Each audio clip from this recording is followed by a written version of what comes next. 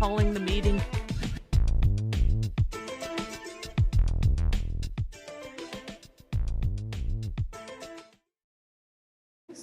Here. Campos, Present. Ortiz, Present. Vice Chair Foley, Here. Chair Cohen, absent. You have a quorum. Great, thank you. So we're not reviewing the work plan or consent calendar. We're going to jump right into the reports, and the chair has kindly asked that we flip the order and that we move the bike plan 2025 to be the first presentation. So moved. Second. All in favor? Aye. Thank you. Motion carries to make that adjustment. Good afternoon, Great. Vice Mayor and members of the committee. John Risso, Director of Transportation. We are here to give you the presentation on the city's bike plan and trail network. With me is Jessica Zink, Deputy Director for Department of Transportation, Ramses Madhu, our Division Manager for Transportation, and soon to join us will be Liz Sewell, Parks Manager with Parks, Recreation, Neighborhood Services. So I'm going to turn it right over to Ramses and we can get started. All right. Good afternoon, committee. Ramses Madhu, Division Manager of Planning Policy and Sustainability for DOT here. We've just texted Liz to note that our item just got pushed forward, so hopefully she's running over to the elevator, and luckily my portion of the presentation is first, so hopefully that all works out. So let's get into it. So we're here to talk about both the implementation of the bike plan as well as what's going on with the trail network. This is our annual update.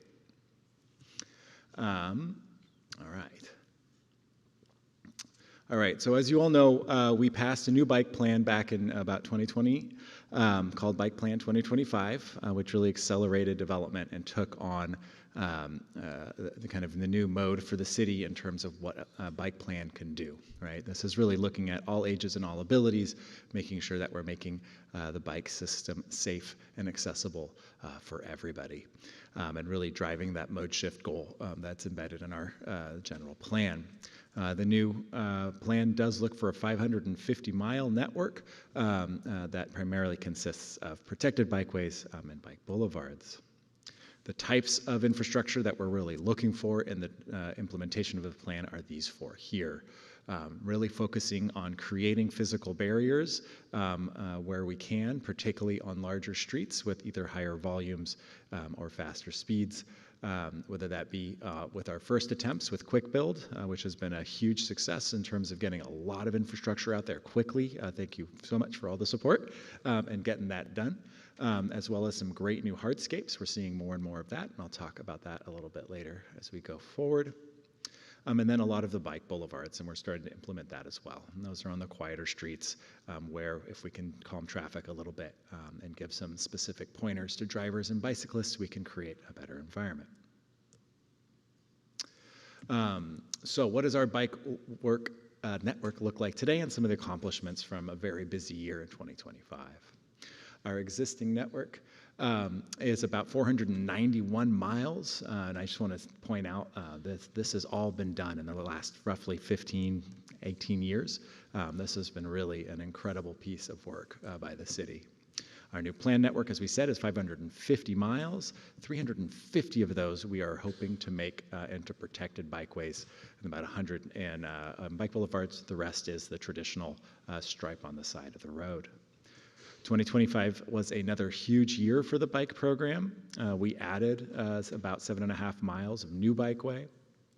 And importantly, that work of enhancing those bikeways that are currently not up to the plan's expectations are seeing that extra work, getting either those separations with pylons or through concrete and the like. All right. So some of the notable achievements here is a lane reduction over on Alma Road. This is just going under 87 to the east there. We added 6 new miles of protected bikeway, like I said, including some of those upgrades.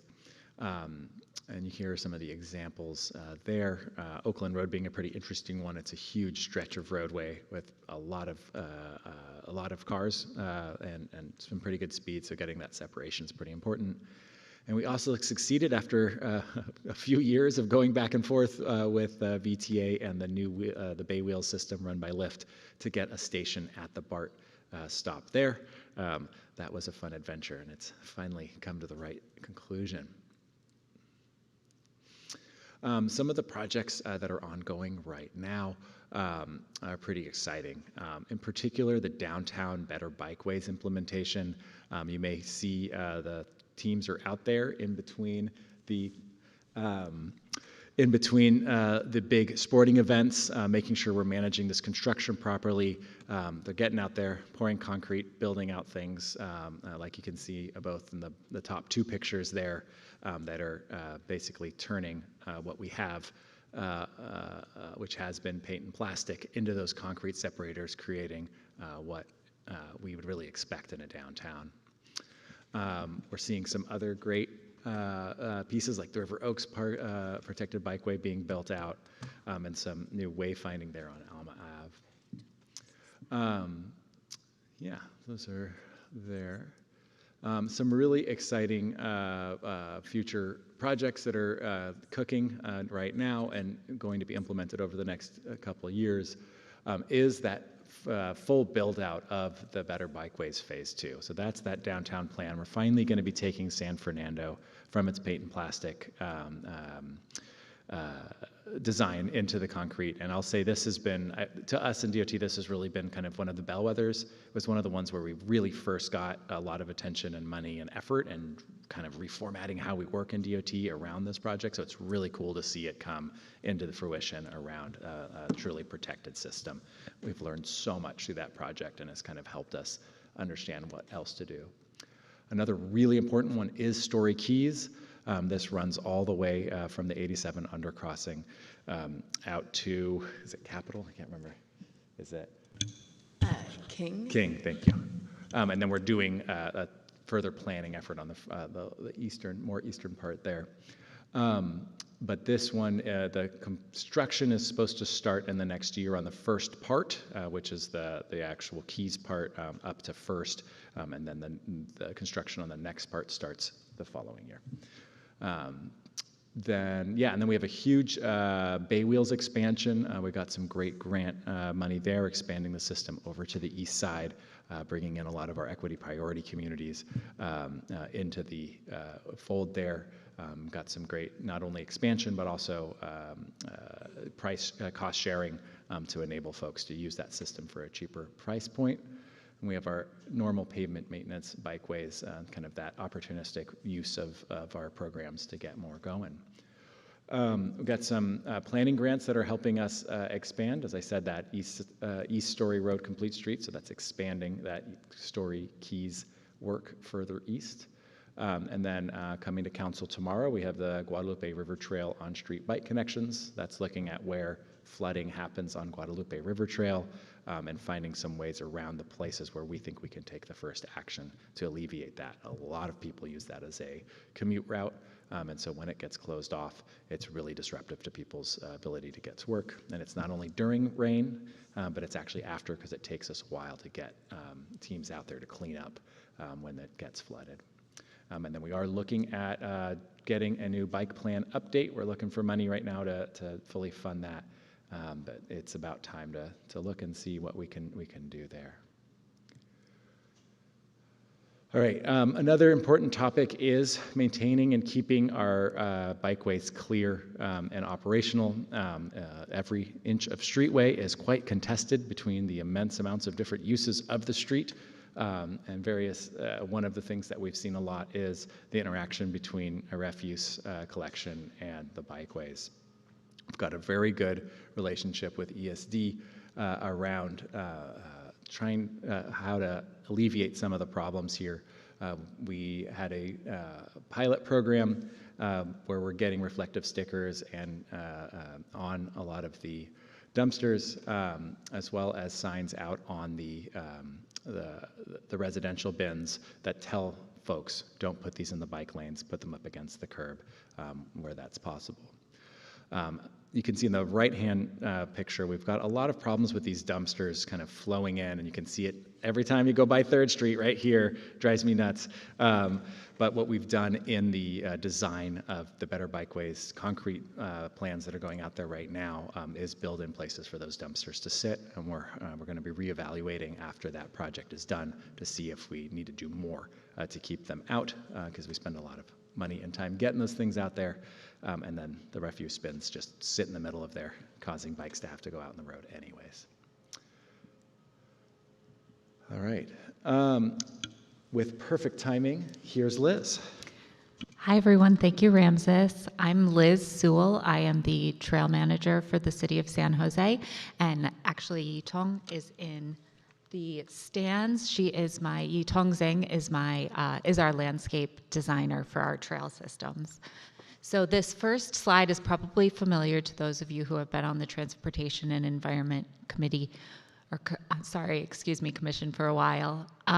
This is the overall network of trails in the city of San Jose. It shows about 100 miles of planned and completed trails. And we wanted to show you this because last year, 2 miles of trail were completed, and that's a pretty big number, especially since it includes a couple of retaining walls, undercrossing, and a bridge over the Coyote Creek Trail. So if you can go to the next, thank you. I'll remember to do that next time. So this next slide shows the ribbon cutting for those 2 miles of trail. It happened last year, and it included Councilmember Dewan and others from the Parks Department and our Public Works Department. And it celebrated overall the new connections between Berryessa BART and Watson Park, as well as between pretty close to the Vietnamese Gardens, south of the Vietnamese Gardens at Phelan, down to Tully. So separately from the Capital Department, our Parks Division has been doing really great work managing encampments and cleaning the trails overall. It has increased, so you can see the no encampment zone sign up in the upper right-hand corner. We did a count in 2024, right before the no return zones were established along the Guadalupe, and then we did some counts after, and we saw the trail use increase by 2, so the trail usage numbers are about 2 times what they were prior to the encampment, prior to all of that work being done on the Guadalupe River Trail. So I wanted to highlight some key trail projects on this slide. You can see the top photo shows what will be the Five Wounds Trail. It's the old Union Pacific Railroad that's now owned by VTA. It's undergoing master plan and environmental overview. Some environmental documents are being done. We're not sure if that's going to be a master plan, or a CEQA or an EIR, or exactly how that will work out yet. Also, the initial design of the Coyote Creek Trail between San Jose High School and Watson Park is being done. Thank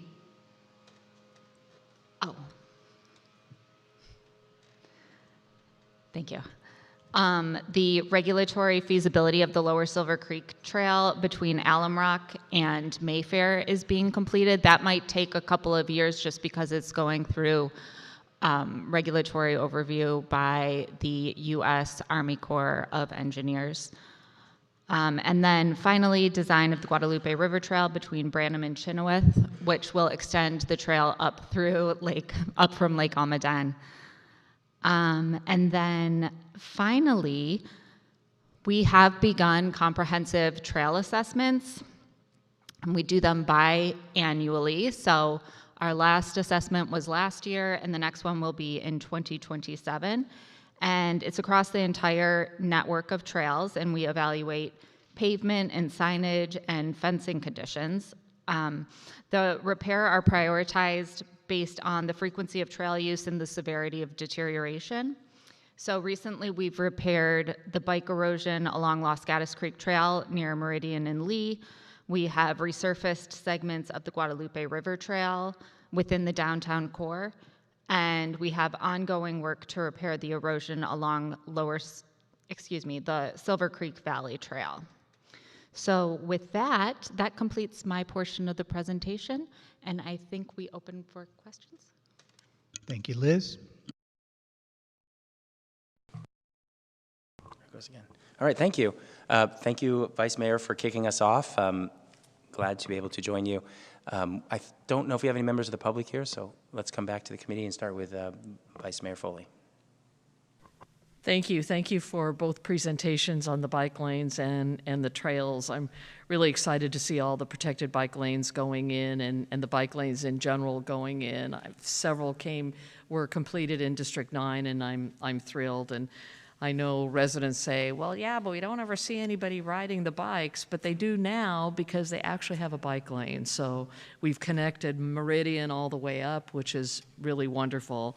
But I did want to talk about the the trail along the Guadalupe and the generosity of Congressman Panetta, who was able to get $1 million earmark to build out that trail once the plan is in place. So we had a press conference with him last week, and it's very exciting that he was thinking about us and got the money for us. So I just wanted to make that public announcement, and thank you for all your work. It's really exciting since we have removed the unhoused along the Guadalupe in that area, and now they're in an emergency interim housing right next door.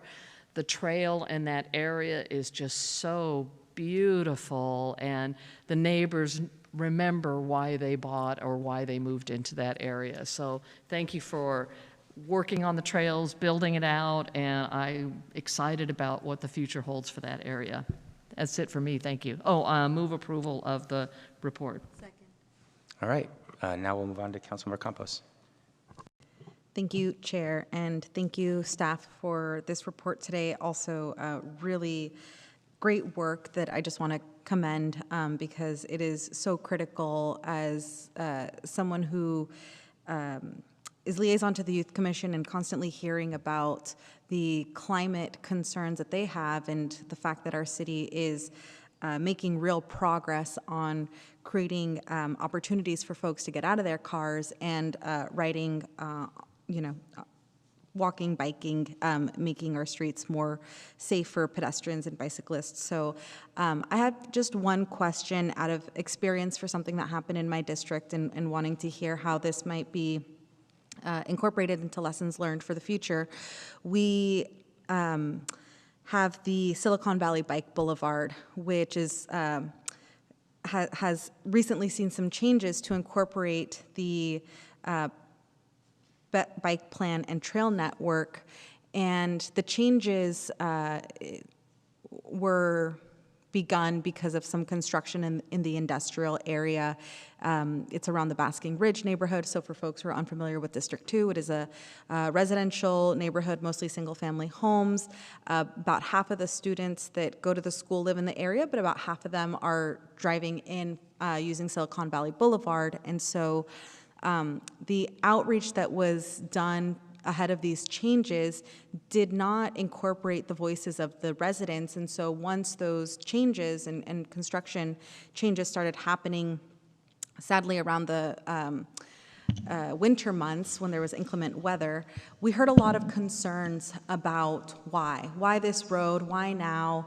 And so I'm just curious how that experience is being taken to heart by DOT in how we can make sure that as these changes are coming into neighborhoods, especially neighborhoods that don't have a lot of roads in and out of their neighborhoods, and seeing one lane removed from vehicle traffic to increase bike accessibility, how those concerns of safety are being heard and are being incorporated into not just the plans, but the construction. So. That's a great point. Thank you for raising it. I think One of the things we've talked about with our colleagues who help us with the development services process is how do we think more holistically before the outreach process begins about who the users are and who should be notified and how we should do that. So I think starting from that point, which at this point in this case of this project was many years ago, that's kind of a key lesson learned, that if we had looked differently at than just the standard outreach process, we could have incorporated a different set of perspectives into the design of those facilities. So I think that's the kind of leading indicator there, although we are also working on how to make sure that our communication during construction and that the coordination of the actual implementation is much tighter so that people kind of can see those facilities more clearly, have better notification, and understand that the changes are coming, hopefully with more input at the design point. So thank you for the comment and for helping us connect with the neighborhoods affected. Yeah, and I just want to say thank you. I know DOT and many other departments were out there meeting with the residents in that inclement weather and demonstrating that we are receptive and that we do truly care about their safety. So I appreciate the acknowledgement that sometimes the bare minimum isn't enough, and that we do have to sometimes look a little broader and making sure that we're capturing those voices. So still looking forward to the day that we can get a walk and roll or like a bike group of kiddos going to the school so that we can demonstrate that we really do need these bike lanes in our communities and that people do want to ride them. So thank you again for the great work. Thank you. Now, Councilmember Trujillo. Thank you, Chair, and thank you, staff, for the update on all of this work. I'm excited to see the city continuing to invest in improving our bike lanes, and I've been particularly excited to see all of the hardscape improvements going in downtown. Maybe just because I've been paying more attention, but I certainly feel like I see more people actually using the bike lanes downtown. I walk past 3 different protected bike lanes on my way to and from work every day, and every day I see at least a dozen people out there, so it's good to see. One challenge that I do see, though, and it's referenced in the report, is cars continuing to block the entrance, particularly to some of the new bike lanes, which now that there's hardscaping actually makes it a little bit more difficult than the old paint and bollards situation, since sometimes you can't even get into the bike lanes. So I think a good opportunity to continue to work with our state legislature to see if there are opportunities here. I know that there's a bill moving through the legislature now around automated vehicle enforcement and curb management using cameras to potentially issue citations for things like illegal parking or blocking of bike lanes. So encourage you all to continue to work with IGR to see if there's modifications to the bill that would give us a little bit more authority here, or if this is something that the city might want to come out and take a position of support on.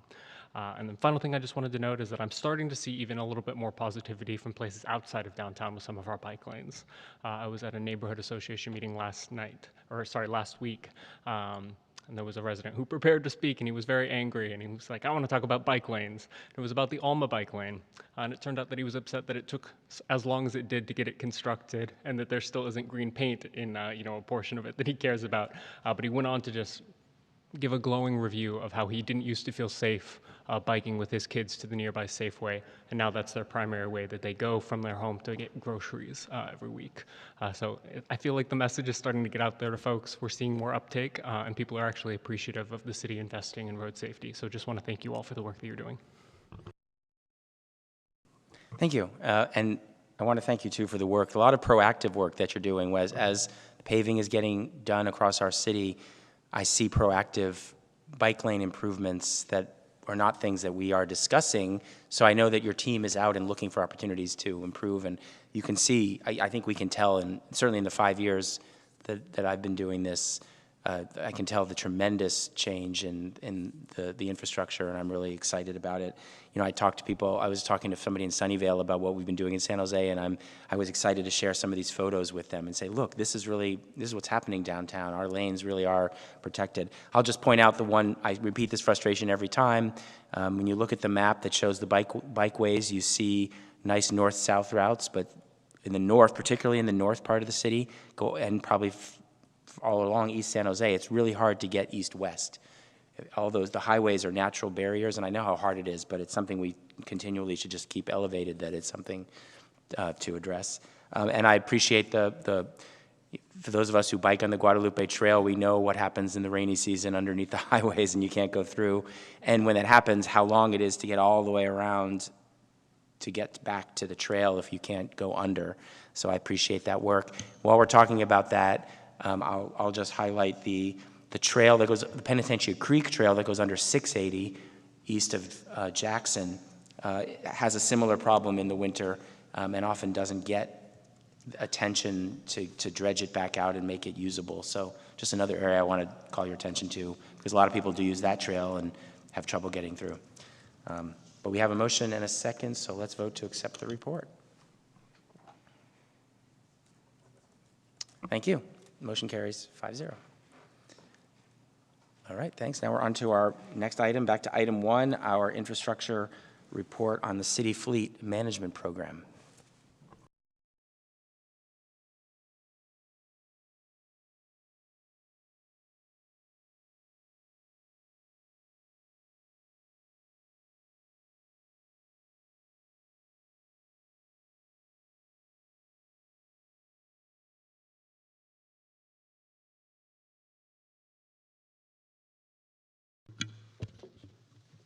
Good afternoon.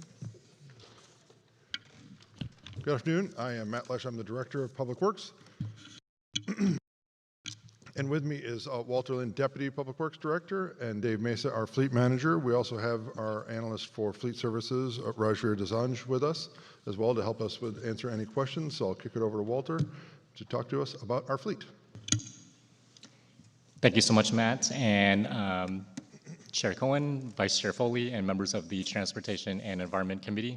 As Matt mentioned, I am Walter Lynn. I'm the Deputy Director of Public Works. I'm here with my colleague, David Mesa, who is our Fleet Manager, and we'll be sharing the presentation with you today.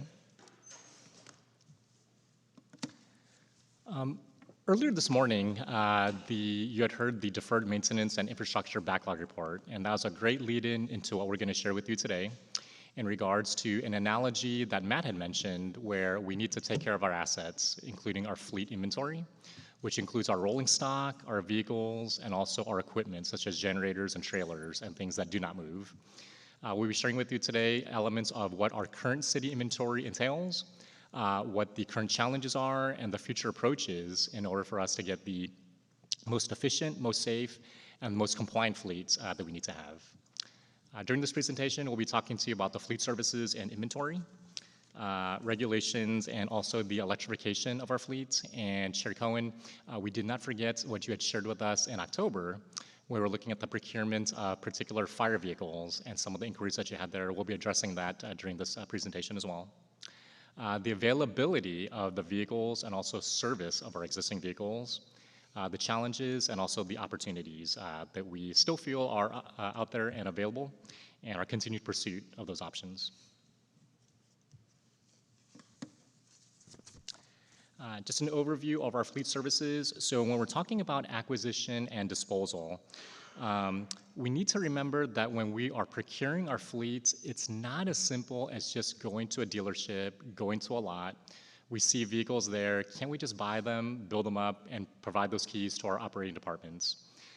There is a lot that goes behind what is entailed in the procurement of a fleet, and David will go through that in just a moment here.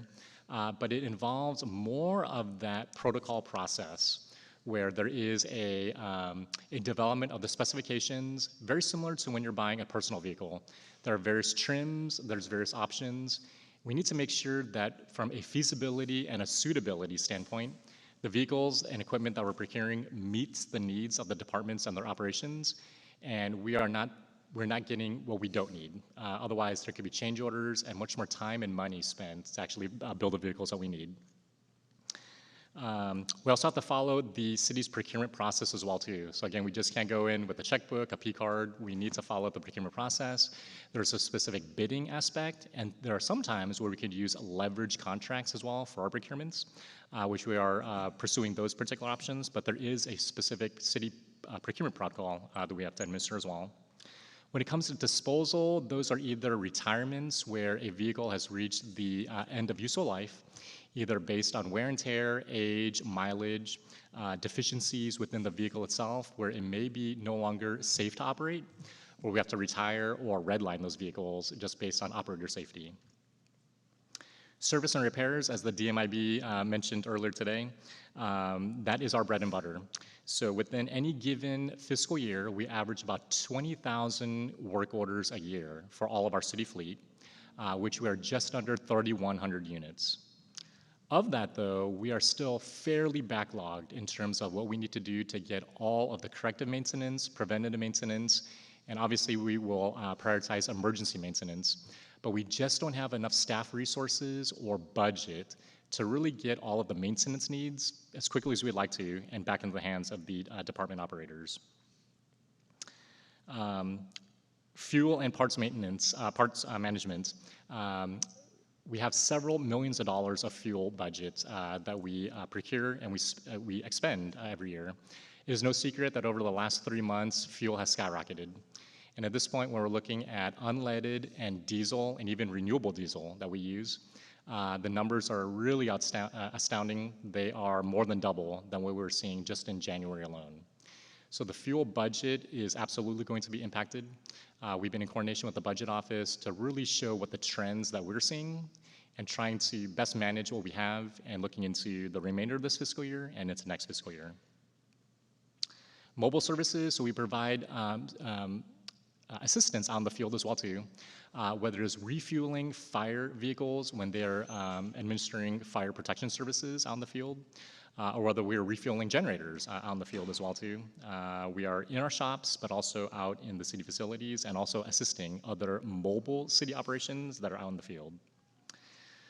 Rental vehicle coordination, that is a bigger part, that's becoming a growing part of our program, where as much as we can do with our existing city inventory of the city-owned vehicles, there's still a deficiency where we're not able to get procurements in time, build up in time, where vehicles are needed in a more quicker fashion.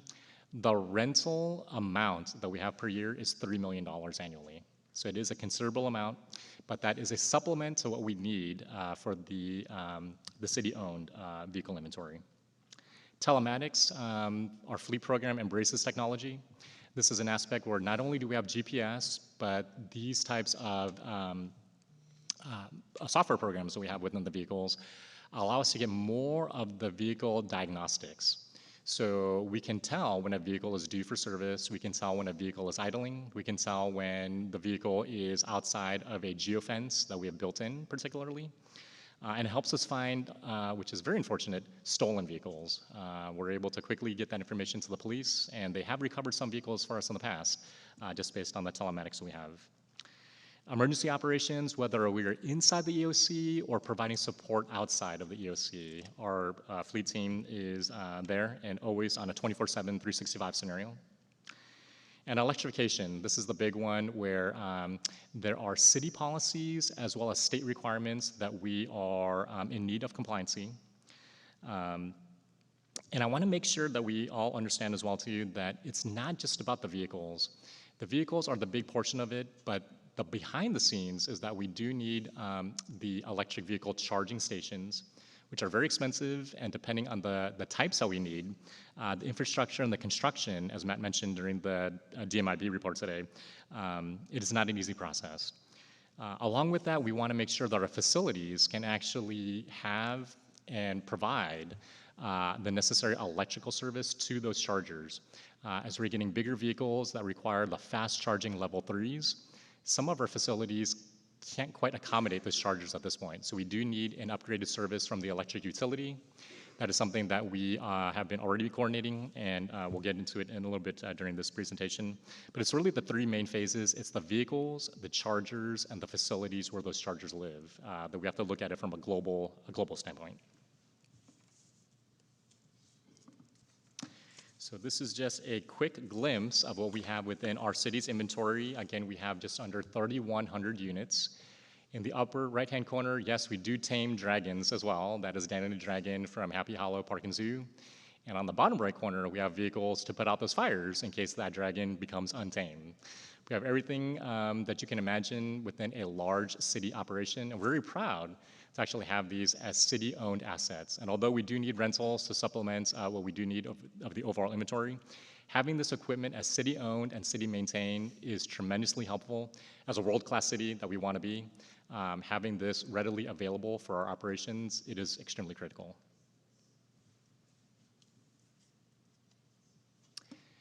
So there's a lot of numbers on this slide. It is really just a summary of what we have within our current inventory. The 3 different sets of data here all still equal to the 3,089 assets.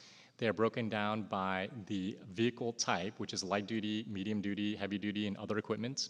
The other equipment could be, again, generators, trailers, amusement park rides, and even some of the off-road and specialty equipment that we have at the regional wastewater facility, in particular the dredges and that type of specialty equipment.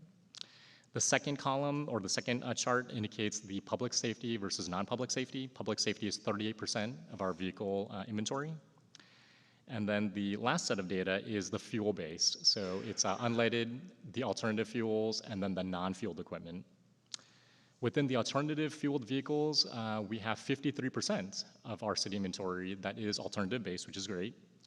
But as you'll notice, the all-electric, though, is just under 13%, and that's the category that we will be increasing over time, in particular as we have to meet the California Air Resources Board requirements as well, which we have a lot of upcoming deadlines.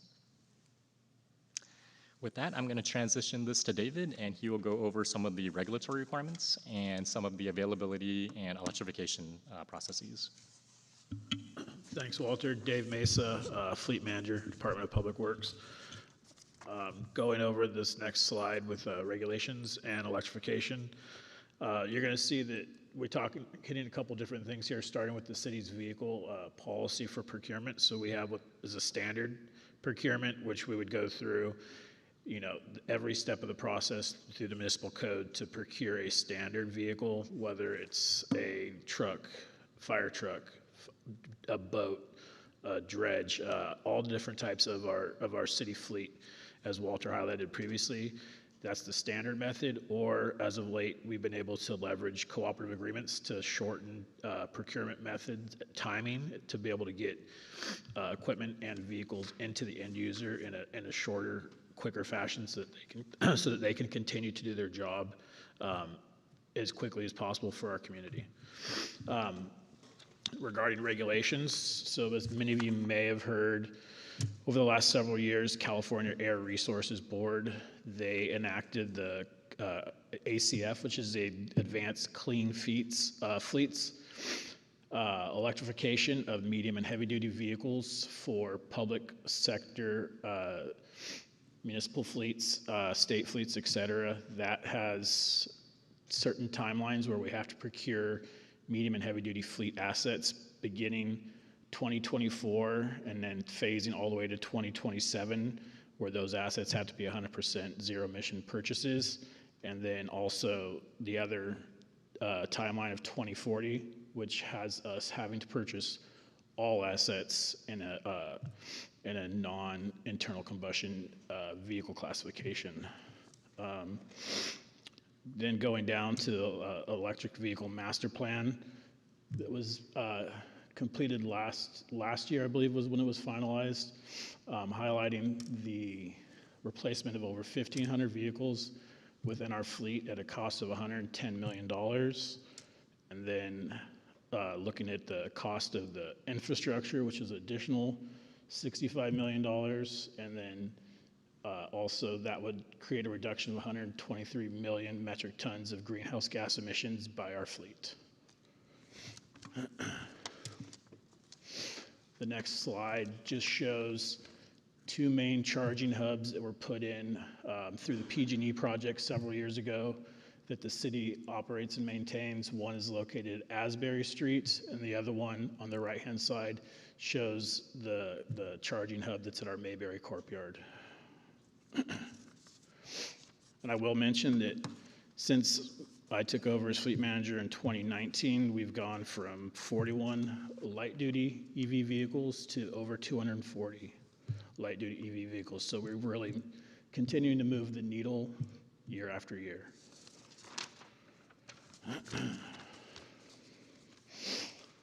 Availability and talent. So this slide talks a little bit about what we currently have. As Walter mentioned, we have 53% of our current fleet inventory that is on alternative fuels and continuing to grow year after year. And then staffing limitations and budget limitations. We continue to see that our city fleet inventory grows year over year, but our internal fleet management division staffing has stayed the same with net 1 to 2 FTEs since 2008, I believe. Again, with our fleet growing year after year to provide services to our community. Manufacturer availability. So as we continue to look at pushing our fleet forward and electrifying our fleet, we also have to take into account that some manufacturers may or may not make it. So we need to be smart in our decisions as far as electrification, knowing that we don't want to get stuck potentially with vehicles that become challenging to repair and maintain just for the sake of being clean. One instance of that within our current fleet inventory, we have a large shuttle bus fleet at the airport that company has gone out of business, and it's becoming harder and harder to keep those assets providing the services to the patrons of the airport. We're basically robbing Peter to pay Paul at this time, trying to make sure we can keep those assets as available as possible. Again, so using that to kind of be the framework of our decision-making for electrification based on the vocation. And then city operational growth, as mentioned before, we've had since fiscal year 2012-13, we've had over 400 vehicles and equipment added to our fleet and no staff to help manage that backlog of repairs, PMs, and inspections.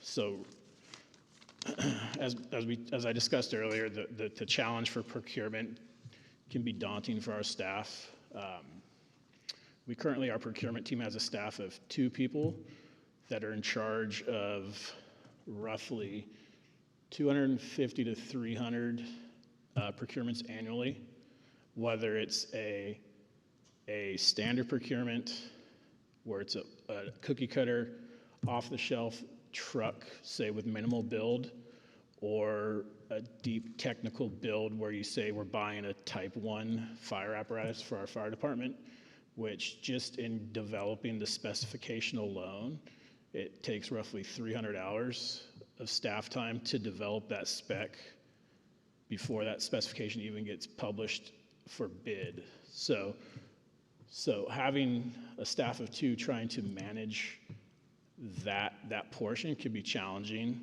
also trying to meet our customer needs.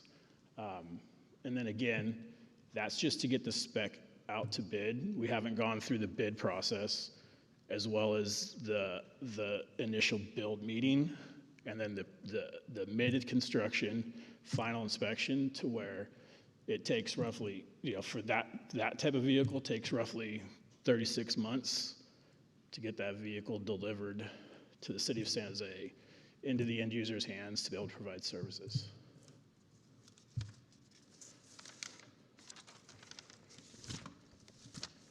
And with that, I'll turn it back to Walter. Great, thank you so much, Dave.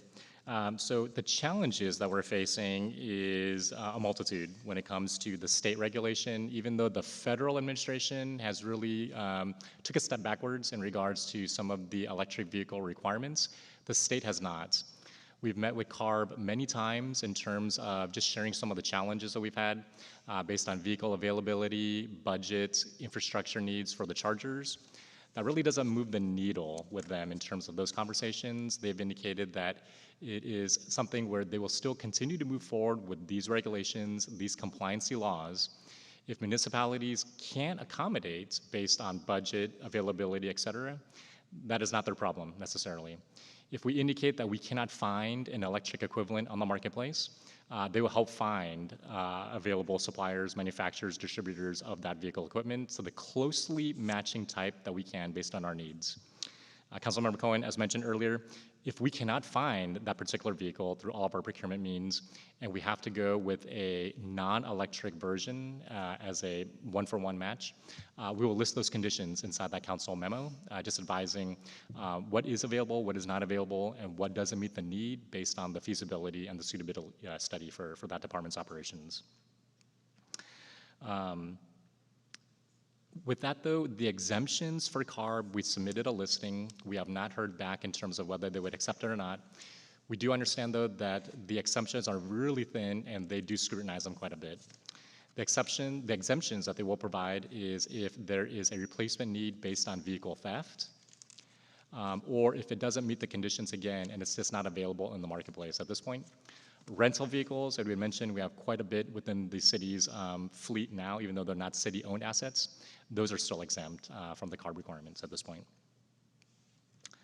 Processes and timelines, as David mentioned, the specifications and the procurement, that does still take quite a bit of time. So either half a year to upwards of a year to write that specification. When we have 2 FTEs doing that work, it really is a daunting task, and that's why there's so many backlogged new vehicle requests or replacement vehicles that are trending in the multi-hundreds at this point. We have nearly 200 backlog vehicles that we can't get to, whether it is based on the timing needed for the specifications writing, the procurement, or just not having the budget, the general fund budget, or even the enterprise budget for those vehicles.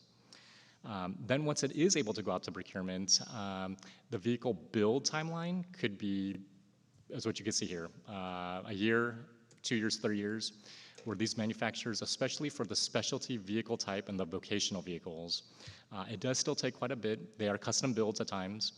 And much of our staff's time is also going on inspections, viewing the builds, pre-build, during build, and after build. We don't want to take possession of those vehicles if they're built incorrectly. If we have them transported here to San Jose, then we find that they're built incorrectly. To send them back, it's just more time and money. Those inspections are critical just to make sure that we are getting what we're paying for and it's built correctly and safely.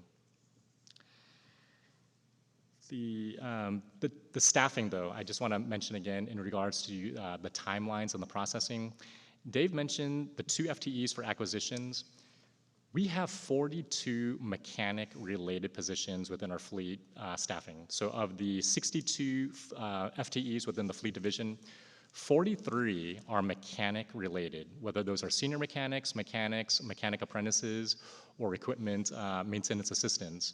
We have 43 managing almost 3,100 assets. And although we process 20,000 work orders a year, there are still many more preventative maintenance. We're backlogged by 1,500 preventative maintenance work orders. During the DMIB, we had mentioned how critical preventative maintenance can be to really have an asset last as long as it needs to be before a critical replacement or an emergency replacement may be needed. We're 61% deficient. We have 43.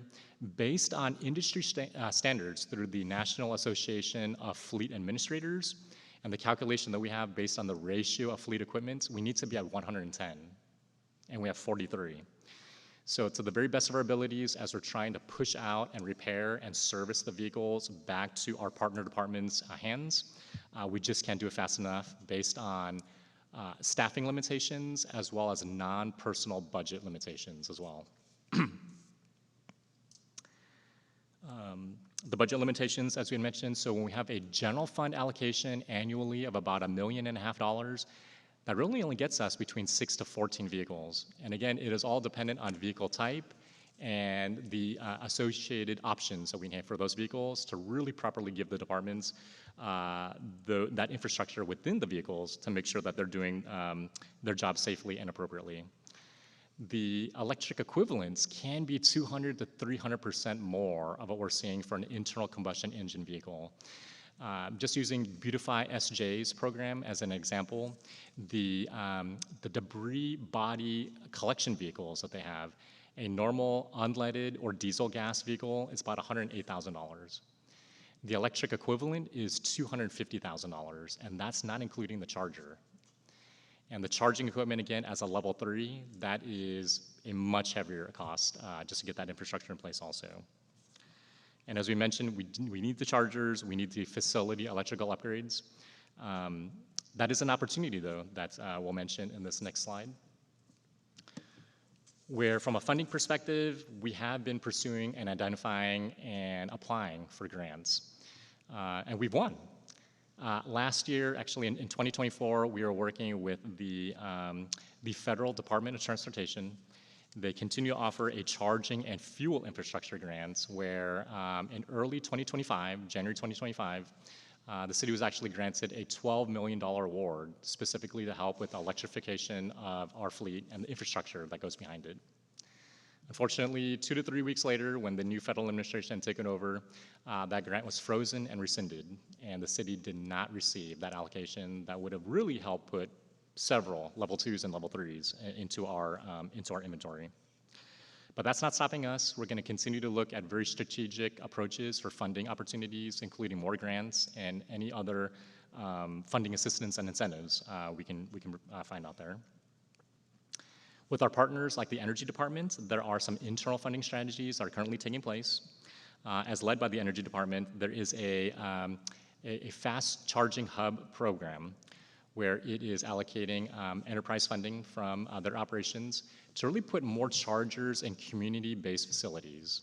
And this would be more so in areas, whether it's a downtown core or areas within low-income and disadvantaged communities, more for that public accessibility to those to that charging equipment, whereas city fleet can also use those chargers as well too.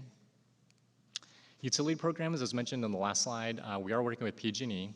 There's a program called Rule 29, which we understand that certain areas, certain neighborhoods, certain block circuits that they provide that service may not have enough electrical capacity for more of the electric vehicle charging stations than not only what the city needs, but our neighboring entities as well too, and especially in some of these commercial and industrial zone locations, you may have a UPS, a FedEx, an Amazon depot, where they're also electrifying their fleet. They're also competing with the electrical service that we need to power our fleet.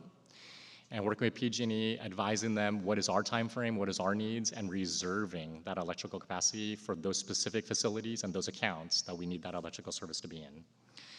More so for our corporation yards. So the Mayberry Yard, South Yard, West Yard, that's where we have a lot of our heavy DOT operations and a lot of those heavy duty equipment that we just can't continue to not have chargers for them and still have daily operations that they would need to do for the residential areas. The other opportunities, so we are looking at rent-to-own, where these are very similar to other rent-to-own opportunities. We are renting vehicles until at a point where we can ultimately own them. Granted, over that time frame, we would be paying more than a straight-out initial purchase, but that allows us to have lesser of a capital cost to begin with and get the vehicles in a bit faster. Charging as a service, that would be the city not owning the electric vehicle charging stations. It is almost similar to a power purchase agreement that we have for our solar energy systems, where another third-party provider will install and operate and maintain these chargers for us. We just pay the subscription fee, but they take care of all maintenance and the service out of those chargers. Then Charge in the Wild, that's what we call it. It's trying to get open purchase orders for those vehicle charging stations that you're seeing at the strip malls, at the parking lots, the third-party parking lots. It's just another opportunity where if they're available and our city fleet vehicles can charge there, definitely not convenient. It could be more expensive down the road, and it is subject to availability. But these are more the creative options where if we can't get the initial capital cost and the chargers installed in our city facilities, these are the other options that we're looking for the fleet and for the charging equipment. With that, that concludes our presentation, and we are open to any questions. Thank you. As you know, I've been looking forward to seeing this detail for a while, so thank you for the thorough report. I don't think we have any members of the public here, so we'll come back to the committee. Don't see any hands raised, so I'm going to ask some questions. First of all, are options for medium and heavy-duty EVs starting to get better? I know that that's been a big limitation, that there's been this requirement to do it, but there's not a lot available. Are things starting to get better? Yes and no, and I'm going to partially answer the question, Chair Cohen, and then I'll transition it to David Mesa to completely answer the question. There are manufacturers that continue to evolve their technology, whether it's prototypes or those that really hit the market as a market-available vehicle. Similarly to your inquiries back in October, the tractor-drawn aerial, so the ladder trucks in the fire department, they don't have an all-electric equivalent as yet, but the water pumper trucks do. And that's something that, as we're looking at future procurements, that'll be something that we'll be looking at an electrified fleet option for those vehicles. Then you have the other side of the coin, where outside of California and the very few states that still have the very stringent EV regulations and compliance rules, many other states don't. And when it comes to manufacturing, some of the manufacturers are not seeing the market available for them. So just using Ford as an example, as you may have heard in September of last year, Ford stopped making the F-150 Lightning, the all-electric pickup truck. And that was something that we were buying quite a bit of, just based on the operations needed here. Because Ford, and through many other factors as well too, one of the main factors was they just weren't getting enough sales, maybe outside of California. They just weren't getting enough. And they halted that production. That really limited us then to just then the all-electric Chevy Silverado. Unfortunately, we can't afford Rivian. The price point is gearing us towards the Silverado. But then even at that, the competition to get the EV Silverados, then across all municipalities within California, we're all competing for the same set amount of availability. So with that, although we'd like to hope that as more of these regulations are in place, that would prompt more of the manufacturers to build and make available and stay in business, versus what we're kind of seeing, yes, that is coming to the forefront and there are emerging technologies. Then for other common technologies and very common vehicle types, those unfortunately are being halted in their production.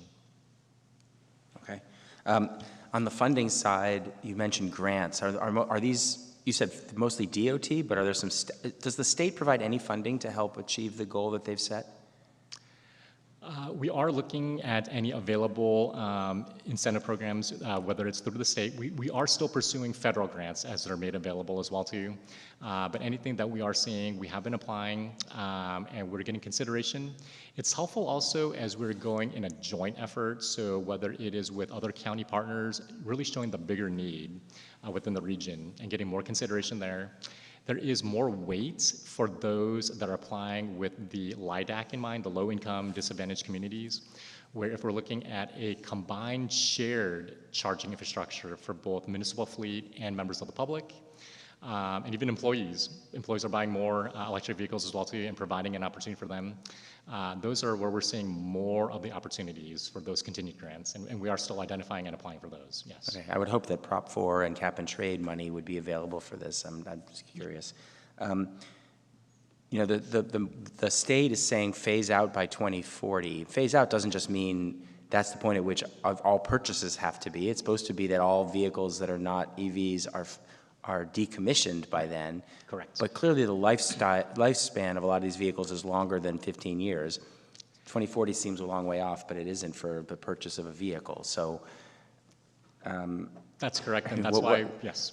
And that's why we're actually still building a fueling island at the Central Service Yard, because we know the vehicles that we're still able to buy now that are unleaded or renewable diesel, they'll still need fuel even beyond that. But to your point, Chair Cohen, within the next 14 years, it's not a matter of whether they can still go. It's a matter of, is there one available that's equivalent on the marketplace, and forcing that change. Right, right. Did you want, I feel like you're stating that like you want to say something. Yeah, well, I was just going to mention, as Walter said, so we as fleet management, we look at every single procurement and do a EV suitability analysis. And yes, there are legacy manufacturers and growing manufacturers in the medium and heavy duty space that continue to provide products. We look at the individual vocation to see if the electric vehicle fit for that vocation will work. For an example, like DOT sewers, when they request a medium duty truck, they need a large crane to be able to move sewer pipes. That isn't available right now at the marketplace because of the amount of battery would be utilized to move those big, large pipes. So that's something where it doesn't fit right now. We'll continue to, year after year, do that suitability. As something comes to market, then we can pivot and make that switch. But then you have, like, say, just a debris body truck for PRNS or Public Works or DOT, where that's available and it's a viable option. So that's where we would look to put them in an electric vehicle at that point. So we do continually update and look at these vocational vehicles to see if there's a good fit. The requirement in the state is 100% purchase by 2030. So that requirement is not just for light duty, right? It's for all vehicles? That's just for medium and heavy duty. For medium and heavy, 100% purchase by 2030. Yeah, light duty isn't factored into it. That's just for medium and heavy. So ACF regulatory compliance is for medium and heavy, which is class 3 to class 8, which is kind of getting into the weeds. But so for those vehicles, that's the requirement. But there's not really any possibility that we can achieve that. There's not enough choice out there of vehicles to do that. Right. Okay. So anyway, just going to be an interesting point at which we're not in compliant with the rules. Interesting run up to see if the timeline gets pushed back as we get closer to 2030. Right. I mean, we want to keep it moving, but we also have to be realistic. So right now, for light duty vehicles, are we at 100% on light duty? We are at 100% of replacement. Replacement, that's what I meant. And adds, not existing fleet. Right, right. What percent? You said. I mean, I was impressed by the number of how much the fleet has grown. Light duty fleet has grown. What percentage of our light duty fleet is now electric? I don't know that number off the top of my head, but we could follow. I mean, is it 20%, 80%? What is? It is about 20%-ish. Okay. But I will follow up with the exact number. Because as we talk about our goals of being carbon neutral by 2030, obviously we don't want to necessarily buy vehicles before we have to, and we don't necessarily have the budget for that. But to even think about being carbon neutral by 2030, we should be thinking about having our at least what we can electrify, be electrified. Otherwise, we haven't really tried to achieve the goal. So I'm just wondering what it would take for us to be 100%. Would there be obviously more investment needed? What would it take for us to be 100% of our light duty fleet electric by 2030? Maybe that's not something you can answer now, but I want to think that through. That's an interesting challenge because whether we, to your point, whether we decommission existing assets that still have viable lifespan with just that one goal in mind, and so that's that tricky balance. And then even if Dave and his team can acquire and put in place, then we also have to then decommission all those vehicles at the same time. So there's that push and pull. And then do we have the charging infrastructure at the places in which they dwell so that they can charge in the times that they're needed in place in time for that whole thing to work? Right. And just a question, we've set an ambitious goal when we knew that setting an ambitious goal meant we would have to do some uncomfortable things to get there. So I'm just kind of throwing that out there, that this is one of those uncomfortable things. In some sense, it's the one thing that's possible. There's a lot of other things that are not even possible. So I just, want to keep that elevated. Okay, I guess that's my last of questions. I'm excited to see the electrified Danny the Dragon. Although I joke about the old charm of, part of the charm being having to breathe in that black plume of smoke that came out of the engine as you were riding in the ride, but actually it's better that we don't have that anymore. The real dragon effect, as we call it. Yeah, exactly. All right, do we have a motion to accept the report? So moved. All right, we have a motion, a second. I don't see any other hands to ask questions, so we'll vote. And we can hold the vote for 1 second for our colleague to, or we'll let him throw his vote in when he comes out. So right now it's 4-0 with Ortiz missing. And we will move on to item 3. Thank you for the report. Appreciate it. Our last item on the agenda today is our Clean Energy Roadmap Status Report.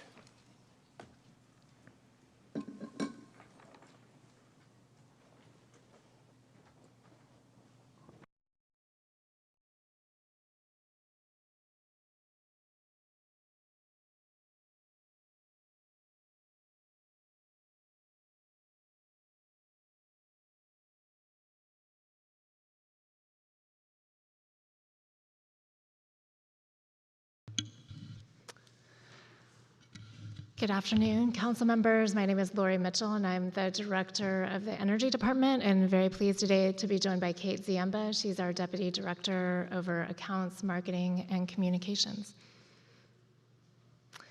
This item is our program's roadmap, and so today we'll go through a little bit of background on the program roadmap, overview our current programs, as well as recommended changes for fiscal year 26-27, and then finally look at our recommendations for the next 5 years from 2026 through 2031. Just as background, back in 2021, City Council approved the following guiding principles for our program's roadmap, which are to reduce greenhouse gas emissions, promote equity, increase affordability, and support environmental justice communities, benefit our customers and the community, maintain or improve the financial status of San Jose Clean Energy, and then finally to align with our climate smart city goals. As background, you saw this slide with our rate item a few months ago. The PCIA is a fee that is charged to our customers to account for the resources that were supplied by the investor-owned utility before San Jose Clean Energy launched. As we noted, in 2026, our customers will pay $132 million in this fee, and we are offsetting that by using a significant portion of our financial reserves. So in 2026, we anticipate using about $108 million of our reserves to offset that charge. And in 2027, we think that this charge may remain at almost the same rate as what we're seeing here in 2026. And so this has informed how we are recommending the budget for our customer programs. Over the last year, we have spent about $10 million on our customer programs, which is great progress. And so what we're recommending is to keep that spend the same next year and to overall have a stable program budget over the coming years versus expanding it and then retracting it as our financial condition allows. And so with that, I'm going to pass it on to Kate to talk about our recommendations. Thank you. Kate Ziemba, Deputy Director with the Energy Department. So we currently offer 12 programs across 4 main areas: residential electrification incentives and financing, EV charging and transportation programs, customer support, including bill assistance and education, and then demand flexibility. We also offer 3 workforce development programs. Last week, we launched an incentive for contractors who are new to heat pumps, $1,000 per installation for the first 6 installations. We believe this will be an effective tool to help more contractors, including high road contractors, break into the residential heat pump market. We published the High Road Badge last fall, which recognizes contractors who pay prevailing wage, offer family health care and benefits, are affiliated with an apprentice program, and ensure their workers have safety certification. And we developed those criteria with our labor stakeholders and have presented to contractors about the badge in our programs, and will continue to conduct outreach. We're committed to helping our local workforce prepare for the air district regulations and doing our part to ensure decarbonization jobs are high quality. Through the end of 2025, we estimate our programs will save customers $29.4 million in lifetime savings and avoid more than 46,000 metric tons of CO2 and save 35 million kilowatt hours of electricity. Through our programs, customers have installed more than 300 chargers, bought 113 EVs, installed more than 1,100 heat pumps and 107 battery storage systems, and together have created nearly 2 megawatts of flexible load to help stabilize the grid on high usage days. And now we'll go into our recommended programs for next fiscal year. But start first with how we arrived at our program recommendations. We want to create energy programs that our community wants and needs. We have a staff member who's dedicated to community engagement and conducting needs assessments. We also receive input from the Climate Advisory Commission and collaborate with other CCAs and utilities to understand their most impactful programs. And so we put together program ideas through our scoring framework to help prioritize. and we calculate scores for programs using 5 metrics that map to our program guiding principles. And so what we're presenting as our recommended programs reflect the highest scores. As Lori mentioned, we recommend spending a maximum of $10 million on programs next year, given the PCIA. And we recommend continuing to offer the 12 programs on the previous slide. We continually iterate these programs, learn from what we're seeing, and from others to improve them. We propose to add 2 new programs to fill gaps. The first is providing free technical assistance for our commercial customers to help them electrify their buildings and implement energy efficiency, with a special track for restaurants and food service, which are typically very high energy users. The second is a pilot program for renters that offer a low or no cost portable heat pump to help provide cooling to units that don't have it and efficient heating. We estimate that implementing these programs next fiscal year will save customers $16 million in lifetime savings and avoid more than 33,000 metric tons of CO2. This year, we're also excited to produce a 5-year programs roadmap. In 2021, Energy Department first published the programs roadmap that outlines the types of programs SJCE may pursue over the coming years, and we committed to updating it every 5 years, and so here we are today to present another recommended update covering 2026 to 2031. The roadmap provides the strategic direction and options for programs, and then we continue annually to conduct detailed prioritization and program design and bring those recommendations to the City Council. For this roadmap update, we conducted 2 residential surveys in multiple languages. The first was to understand energy needs and barriers, and then one at the end of the engagement process to make sure we heard the community right and hear reactions to our proposed programs. We also conducted 3 residential listening sessions in English, Spanish, and Vietnamese. And then finally, we reached out to more than 80 stakeholders across multiple fields: business, community-based organizations, environmental groups, labor, and city departments. And we value our stakeholders, and their input is reflected here. So a bit about what we heard. It's no surprise that affordability was top of mind for everyone. Customers really want to adopt clean energy technologies to unlock lower bills, but the upfront cost of that technology is often a barrier. Housing constraints are also a barrier, particularly for renters and multifamily customers. And while we heard that there's broad support for energy programs, customers emphasize a strong desire for bill savings, renter options, and simple participation. And so the programs roadmap contains a list of 23 potential programs to explore over the next 5 years. The overarching themes are focusing on affordability, accelerating adoption of EVs, heat pumps, solar, expanding access to charging, and using demand flexibility to reduce costs for all and support the grid. So before wrapping up, we wanted to take a moment to thank the stakeholders who informed the roadmap for their time, expertise, and feedback.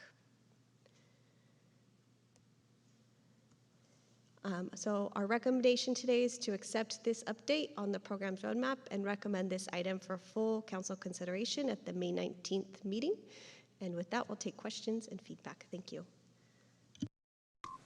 All right, thank you. I think we still don't have public comments, so we will come back to the committee. I have just a few questions. This past year, we implemented the incentive for the installer as part, that's rolled under, I assume, the heat pump rebate program that's the line item here on the list? Thank you, Councilmember.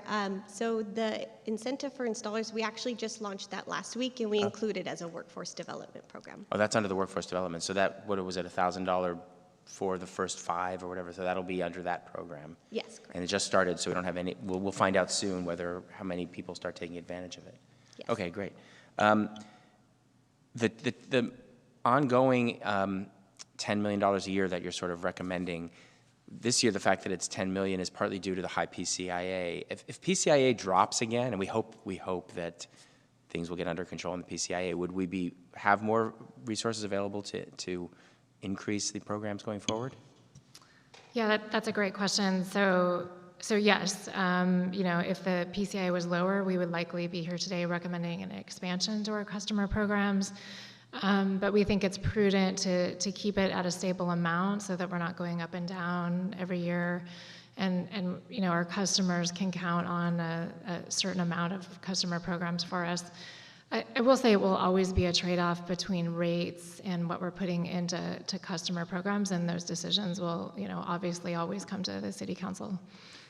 Yeah, I mean, obviously we've seen that there's some skepticism among some people, but as time goes on, my thinking is that there will be more and more people wanting to adopt this technology, and that the potential customer base will grow, especially as people get more people start doing it and they start sharing their experience with others. I suspect we might see demand increase for these programs. So that's why I just want to think forward about how we might handle it if that demand grows over time, especially if the Air District holds on their policies and we begin requiring, they really do phase out the availability of gas appliances. We'll have more people that want to apply for our rebate. Yeah, I think that's an excellent point. I think already we're seeing a lot of demand for these types of technologies, which is great. And, as we can expand our customer programs to help more people access these technologies, that's certainly something we'll always be supportive of.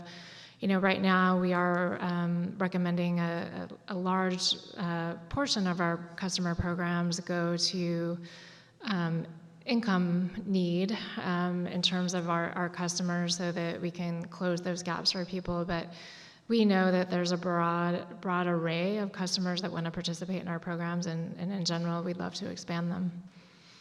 All right, and my last question is second to last question, but Table 5 in the report is estimated potential emission reductions and has the numbers growing modestly over the next 5 years. I'm just curious, that these numbers are the actual one-time, the incremental addition to the savings, but there's ongoing savings as well. These are not cumulative numbers, are they? Do you want to take that? Yes, so in each year, the savings is due to whatever equipment is being installed in that year. So it's the total savings over the lifetime of that equipment, so the total... Oh, so these are lifetime savings counted on the first year of when they're installed? Correct. Okay, all right, makes sense, thank you. And then my last kind of question, it's a little bit on the side, it's not necessarily related to this, but over the weekend I was exposed to this idea of community solar, that people who can't necessarily do it on their own roof, or they're renters and they want to buy into solar, can buy into an installation somewhere, kind of like a timeshare almost. Have we heard about any demand or interest in that kind of programming here in San Jose?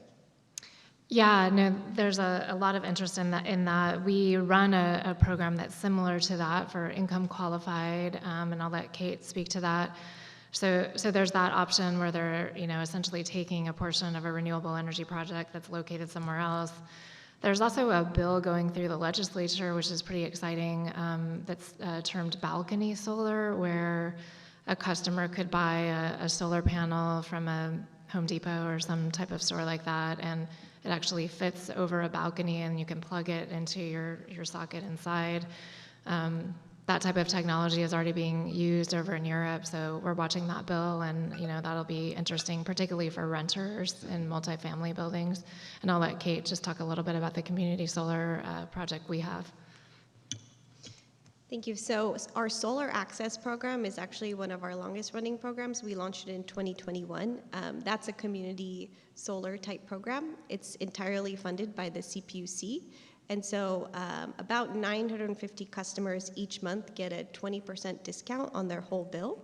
And then we source 100% solar from them from a small array in Merced County. Oh, okay, that's great. Yeah, I mean, it's a pretty neat idea that people could say, I want to buy solar, but I can't put it on my house. And then they can even take it with them when they move from place to place, right? They don't have to, if they're renters, they don't have to have it fixed to the home that they're renting. Right, right, exactly. You know, it's something we're supportive of. And then, of course, I'll plug our Total Green product, which if people are interested in having 100% renewable energy, we can source that for them. Costs about $5 a month on your bill. So, you know, that's always an option for customers. And importantly, people can opt in and out of that program. So if they can afford it today, they can be in our Total Green. And if, you know, in a year or two that doesn't make financial sense for them, they can always go back to Green Source. So that's always a great option for a community as well. Great. Okay, I see Councilmember Campos, your hand went up. Thank you, Chair. I will move to accept the staff recommendations, and just with one quick question.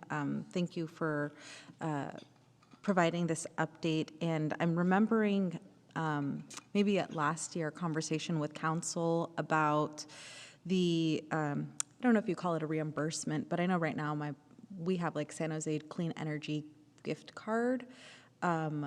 Last year, the conversation was around, are there alternative ways that we, when we have a surplus, maybe could be reinvesting that in our community? And so if council wanted to provide an alternative way of using those surplus credits or dollars, is the May 19th City Council meeting the appropriate meeting for that recommendation, or what would be the steps and pathway to start to have that conversation about alternative ways of using those savings? Sure, I think in May that would be an appropriate time. Also happy to work with your office in advance of that if there's something specifically you're thinking about. But if I'm understanding you, you would like you know, a bill credit or a gift card or something like that for certain types of customers instead of maybe a rate discount or another type of customer program. Is that what you're thinking of? No, so I think this was when we had Councilmember Salas with us on council, and I think it was something that he brought up. When we have a surplus, I think the automatic way of redistributing those excess dollars or those savings was to just allocate every ratepayer some kind of card. Like I have a gift card at my house. It's like a Visa card, $30, $50, something like that.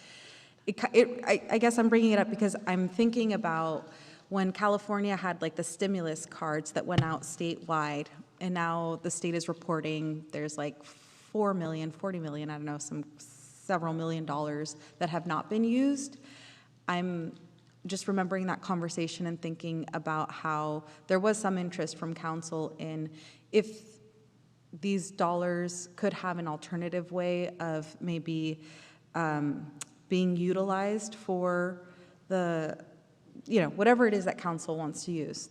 I'm just curious about where that would be where that conversation would be appropriate, and if it's at that May 18th meeting, then happy to think about some ideas. And like I said, I was just curious about that. Yeah, so on May 19th, what the council will be considering is this program roadmap, and so the recommendation from staff will be as it is today to accept and approve the report, which will allow us to launch these programs.